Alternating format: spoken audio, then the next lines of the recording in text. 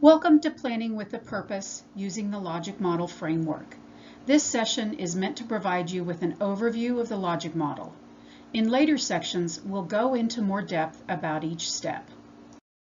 In New Agent Orientation, we talked about two types of programming, reactive and proactive.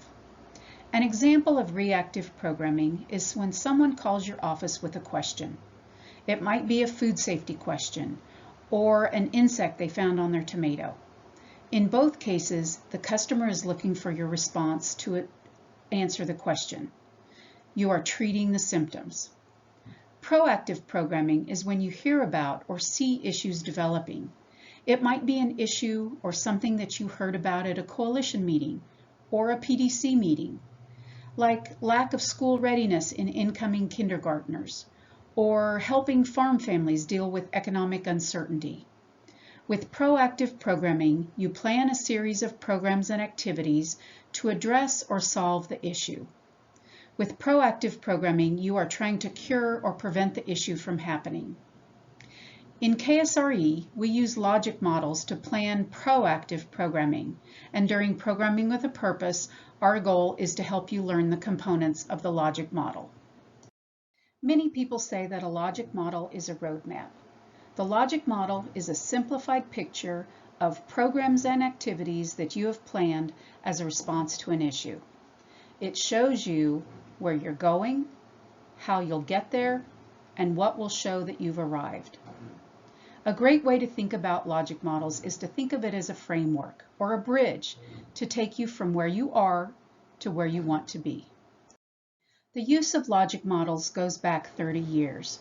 At that time, the United Way organization started using the logic model to measure the outcomes of the funds they raised and awarded to local programs.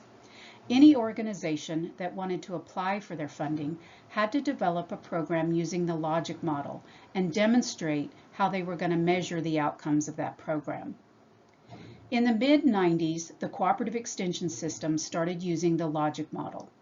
The University of Wisconsin Extension developed the resources for extension systems across the country to use. The logic model is still used to this day. Many of the grant funders require the use of a logic model in order to apply for grant dollars. They want to be sure that the funds that they are providing will result in meaningful outcomes. This graphic representation shows the logical relationships between the resources that go into a program, the activities the program undertakes, and the changes or benefits that result. In its simplest form, the logic model includes a situation statement, the inputs or the resources that go into the program, the outputs or the educational activities the program undertakes, and the outcomes, which are the impact or changes that result from the programming. Generally, we like to process things in a left-to-right fashion, but with the logic model, many people start with the situation statement on the left and then jump to the outcomes on the right. And that makes a lot of sense, because as you determine the situation that you want to develop programs to address, the next step is to focus on what outcomes and goals you want your participants to achieve. Once you do that, you can then focus on the inputs and the outputs, or the programs and activities you and your community partners will deliver that will help you achieve those outcomes. Let's look at a couple of everyday examples of logic models. So the first one, the situation is a headache. You are suffering from a severe headache. Your experience says that certain pills help. So the logic model shows you first need to get the pills, then you need to take the pills as prescribed. As a consequence, you feel better. The end result is that the headache is gone and you are feeling better. So the inputs or the resources are get the pills. The outputs or the activities are take the pills, and the outcomes are that you feel better. So let's look at another one. The situation is hunger. You are so hungry. What is involved to satisfy that hunger? Probably what you want is food. So first you need to find some food, then you need to eat that food, then you'll be satisfied and feel better.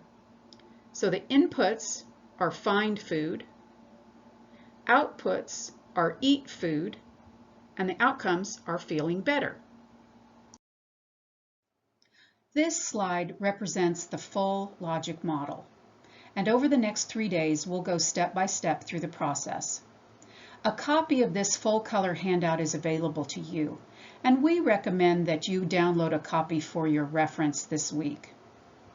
Let's take a closer look at each of the components.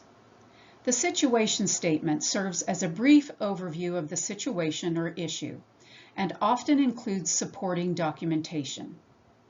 Another consideration in this step is to consider if Extension has a unique role to play and if it is a part of our educational mission.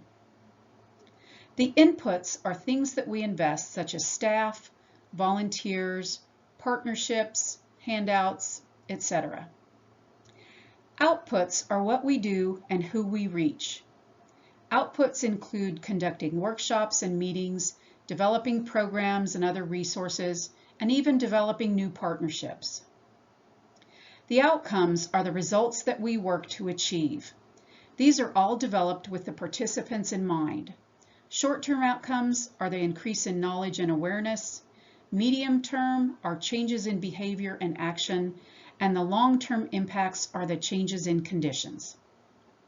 So this week, our plan is to explain the step of the logic model, to provide activities to practice, to give you time to implement those in your own action plan, to share your work, and to provide feedback to your colleagues.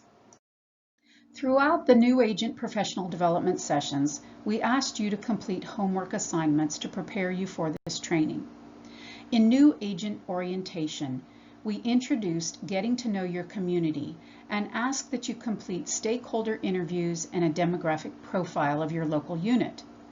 Hopefully, you started to understand your community better and to begin to identify possible issues.